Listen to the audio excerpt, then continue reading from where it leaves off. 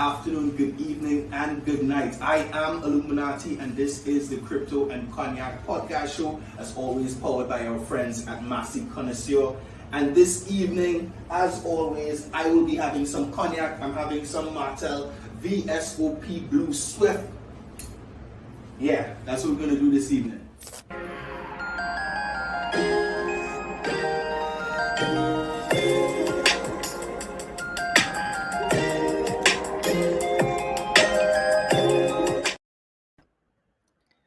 Good evening, everyone.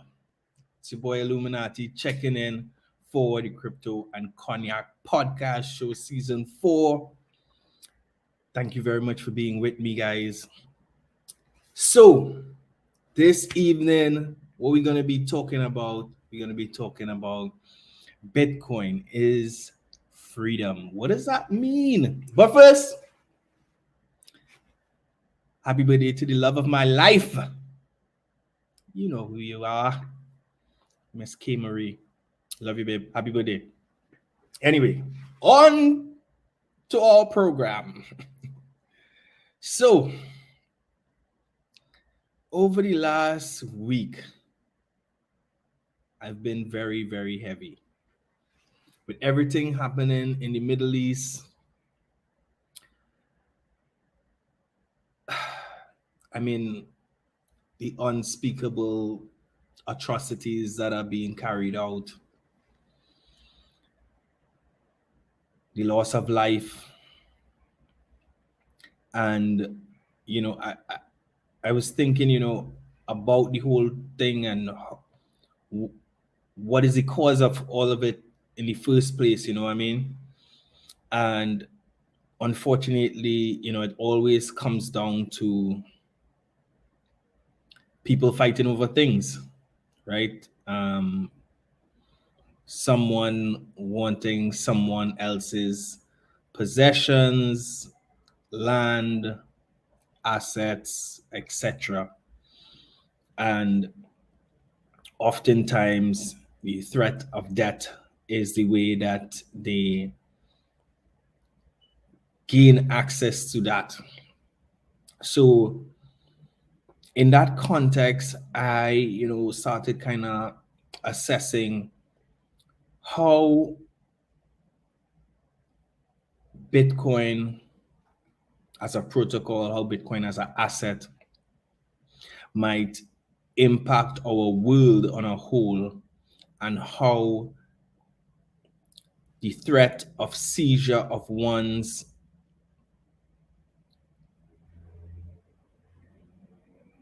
equity, their human output,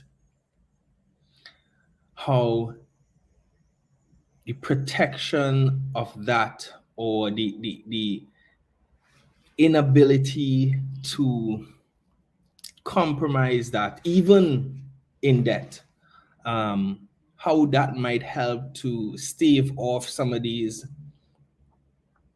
horrific, inhumane acts that we humans continue to inflict on each other. But before, I get into that, I really wanted to send my thoughts, best wishes, heartfelt prayers out to everyone and anyone anywhere in the world that is suffering under a conflict today, yesterday, tomorrow. And it's unfortunate, the one that is on our TVs and screens and phones and social media right now is the one that's on our phones and social media right now. But there are so many other active conflicts that are going on in the world.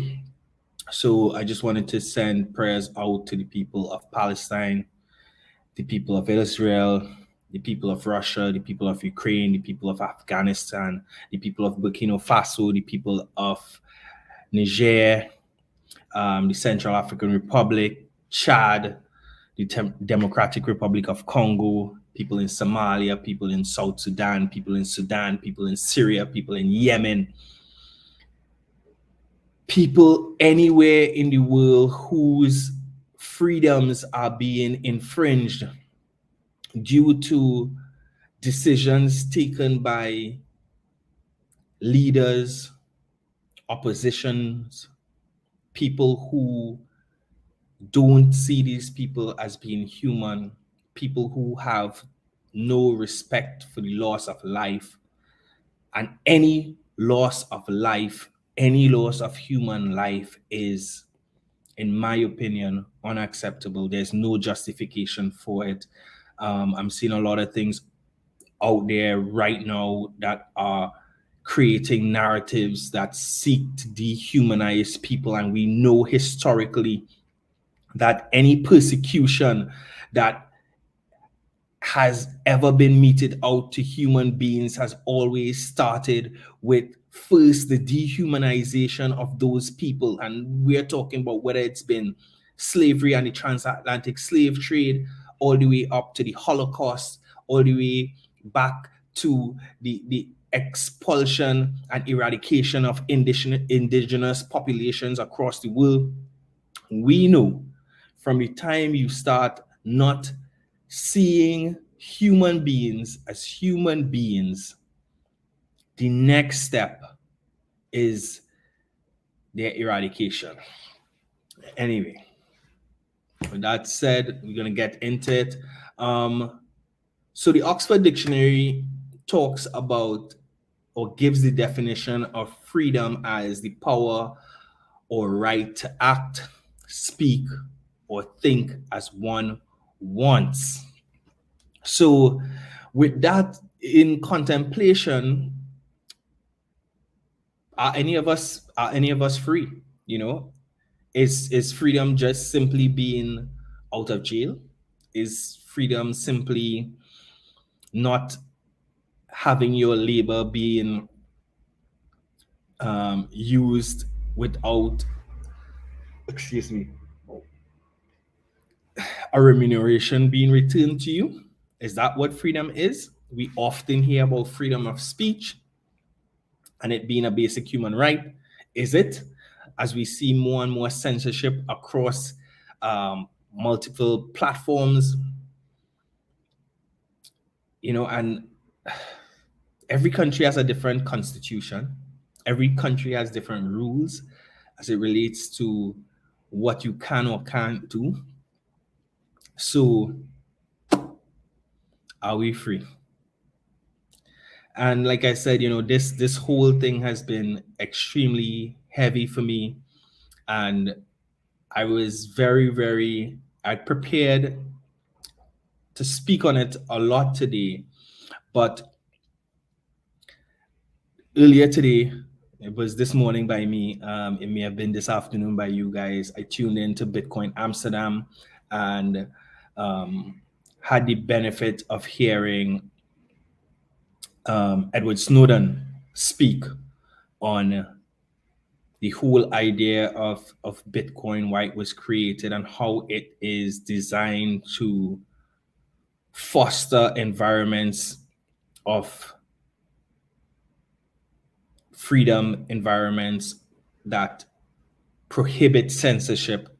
And after all of that, I thought, you know what, his words may be more suited to this discourse than my own. So I'm just gonna play you all a little excerpt from his discussion, his presentation today at Bitcoin Amsterdam. Again, no copyright infringement intended. Just wanted to get the message to my followers, you guys out there in crypto and cognac world. So Edward Snowden, if you don't know who that is, quick Google search will help you guys out. Let's do it. Be able to fit, to pass through the keyholes of the tyranny that is surrounding us. That's contorting yourself to be able to fit, to pass through the keyholes of the tyranny that is surrounding us. That's not the solution. The goal is not to, wake up in the morning and be blessed with the perfect suite of knowledge and skills that will allow you to dance through the Byzantine hell of a smartphone's, evil, invisible, perfidious network traffic that is diming you out to everybody they can without asking your permission, just in order to be able to interact with society in some approximation of safely, right? You go, oh, well, I've got VPNs and I've got these things they're blocking this. I'm using ad blockers and I've got a hardened browser and whatever. That's not the goal. And it only benefits, the smallest minority fraction. When we talked about, the old case of Lenin and these people who are, sort of putting their axe on the ground, it comes from the collective. There has to be a mass. There has to be enough people. And the more exclusive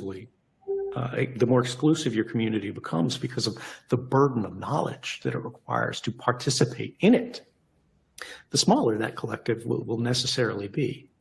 And we need to recognize that the status quo of the world it is, whether it's the way sort of on-chain privacy analysis is happening, and they're tracking cross-chain transfers, and you see people tweeting this stuff out, but oh look, this person moved this, and that person moved that. That's not normal. It's not acceptable, but it is here.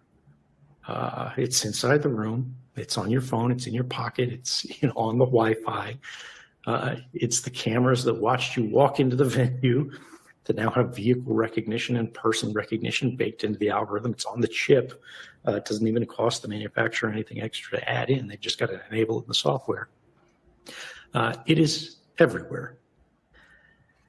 And the thing that I want you to take away from all that is that acting in secret is not freedom, right? It's not the goal.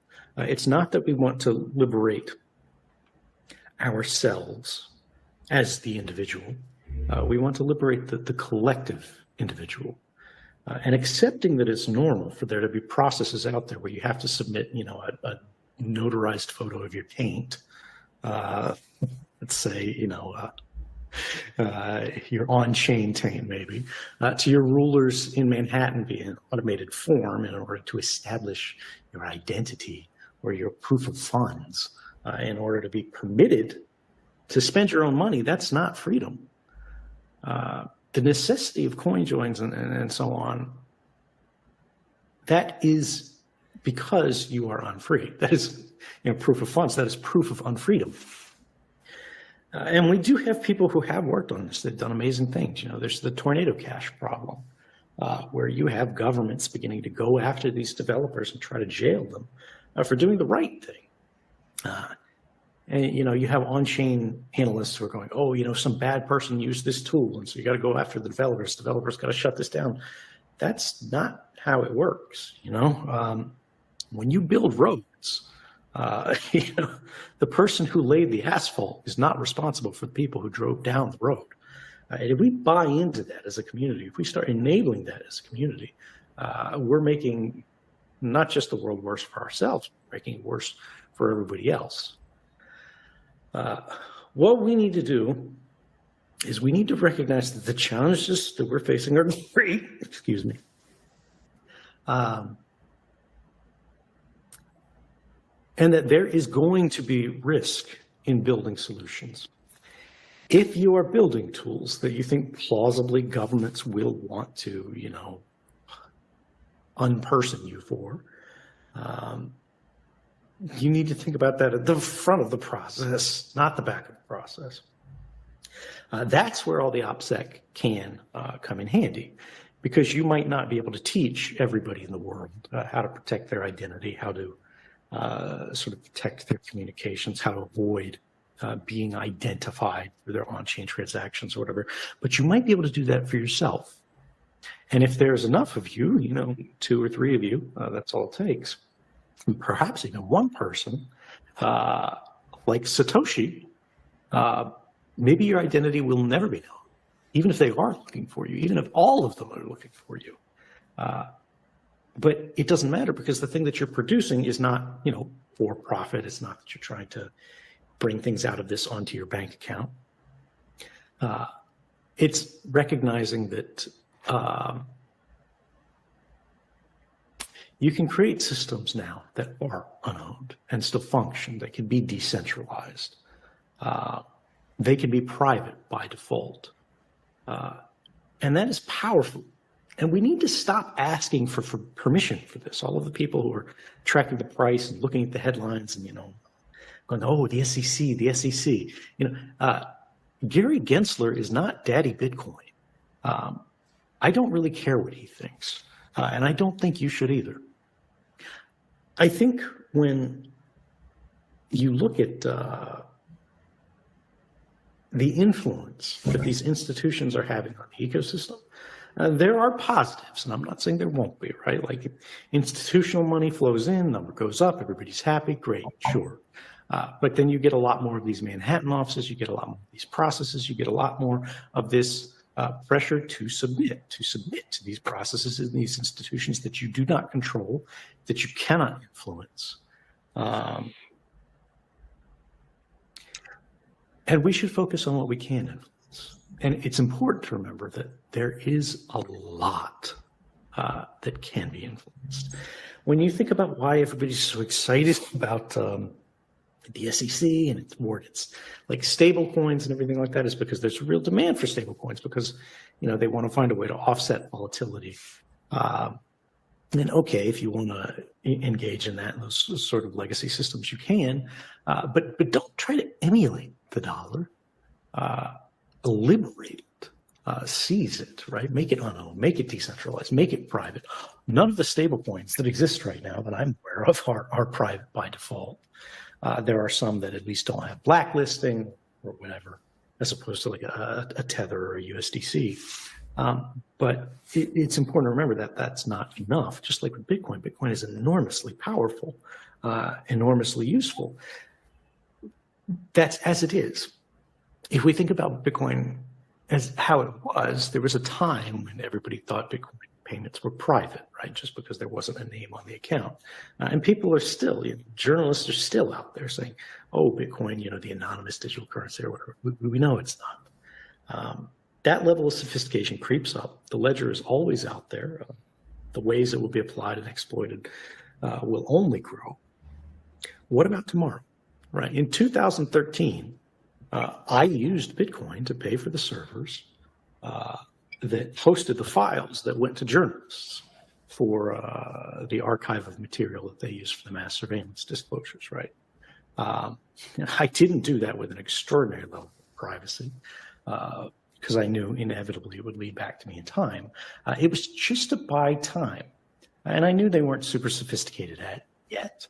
I knew they would have to find one thing and another thing and another thing to be able to track it back and connect to my identity. And by that point, I would be off the X, right? But what about the future, right? If somebody did something like that today, I've got to imagine if there's somebody at the NSA who has like a Coinbase account or something like that, and they buy crypto and then they see, there's some new disclosure out, some new revelation that the NSA is giving you brain worms. And they go, which employees do we have who could have possibly funded this server? There's going to be a list. It'll just be beep, boop. Here's, the 25 people who could possibly have that, who bought this at this day, at this level of on-chain activity, like it's all there.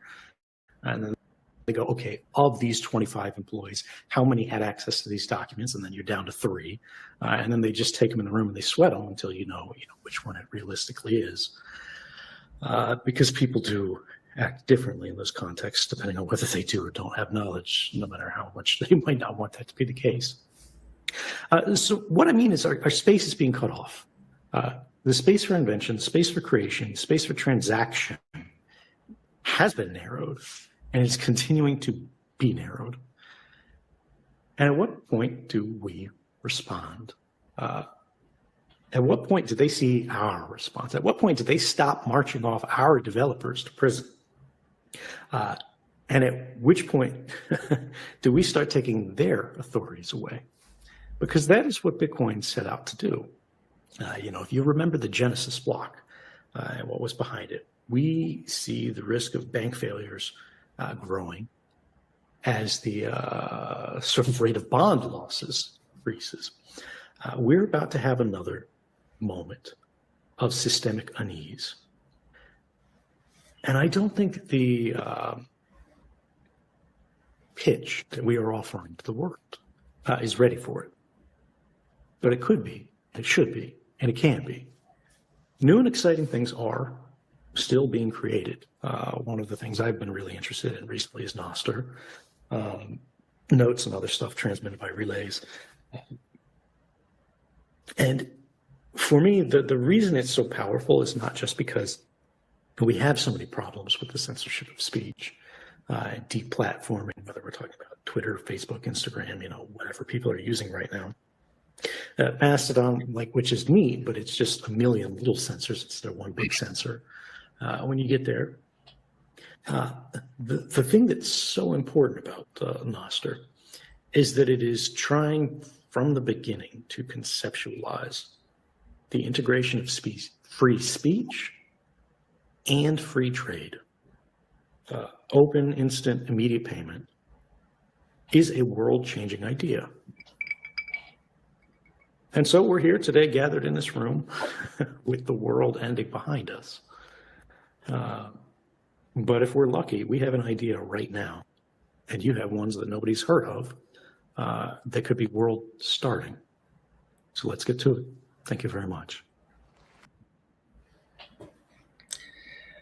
Do you have an idea that is world starting? Please share it with the world.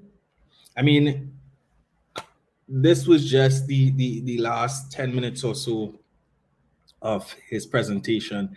You should be able to see the full presentation online on YouTube. Two things really stuck out to me about what he said in terms of, one, how we treat with the people building the infrastructure and the platforms that allow for everyone to participate and access freedoms or otherwise using those protocols, how we treat with those people. And the example he gave was, of roadways. Are the people who build roadways responsible for the people who drive on them? For example, criminals use roadways to get to murders, to get to bank robberies, to get to all sorts of crimes. Are the people who build the roads responsible or to be held responsible for those activities, right? And on the other side, he talked about, when are we going to start to push back on the incarceration, the punishment meted out to those people in our space who are building those infrastructures, right? And hold those powers that be accountable for even equality of treatment, when it comes to those things. I mean, we know as a fact, most of the guns that are used in a lot of these conflicts we see across the world were left there by European or American forces that at one point occupied those spaces, right? They leave after they're done with doing whatever they're doing, extracting whatever they had to extract, and all these militant groups assume control of the tanks and the guns and the bombs and all these kind of things. Should these nations who've left these weapons behind be held accountable for creating an environment that facilitated the arming of extremist groups, right? Because they have created the infrastructure on which these groups are able to thrive, right? So if we're going to do it from a technological standpoint, that's whoever created whatever platform, and then a hacker uses it to exploit someone else, maybe we should balance it out, right? How do we treat with hackers using the internet? How do we use scammers using telecommunication services like telephones and emails and so on? Do we go back and charge people at Google? Do we charge people at T-Mobile, people at Digicel, people at all these different organizations? No. But somehow in the crypto space, developers are made to are punished for the activities that individuals and groups carry out on the platforms that they've built. Is that freedom? So when are we going to start pushing back? And I'm not talking about anything to do with violence, but the more and more of us stand up and make our voices heard, share information, share knowledge, educate the people around you, embolden us to take back our collective power from the people we have put in place to lead us and to manage our economies and societies. The sooner we do that, the sooner we are going to see laws, rules that are put in place to benefit our entire societies as compared to benefiting one or two people, small groups, 0.01%, 0.01 percenters in our world. I ask you guys to really investigate what freedom means to you, and then investigate whether or not that freedom, as you interpret and as you seek for yourself, interpret how that is being meted out to other people across the world. And if you think that you would have liked that for yourself and for your families, and if not, maybe start lending your voice to changing that. Guys, that's it for me for today. As always, a pleasure. Thank you for being with me. I'm not going to take too much. I'm not going to take any comments, unfortunately, because like I said, I'm a little heavy the last few days. I don't want to go down a rabbit hole. I don't want to embolden anyone and be perceived as emboldening anyone. I think we just need to, as humans, take a critical look at ourselves. I think always and forever, we must focus on the preservation of human life and humanity. Anything less than that is, in my opinion, unacceptable. I don't care what flag you wave on your side of the debate. We must preserve human life and humanity. Human beings must have the opportunity to exist, to be free, and to experience life. Guys, as always, it's your boy 𝐿luminati signing off. Be blessed. Have a safe weekend. Continue to be safe wherever in the world you are. Adoption is inevitable. 𝐿luminati out. Peace.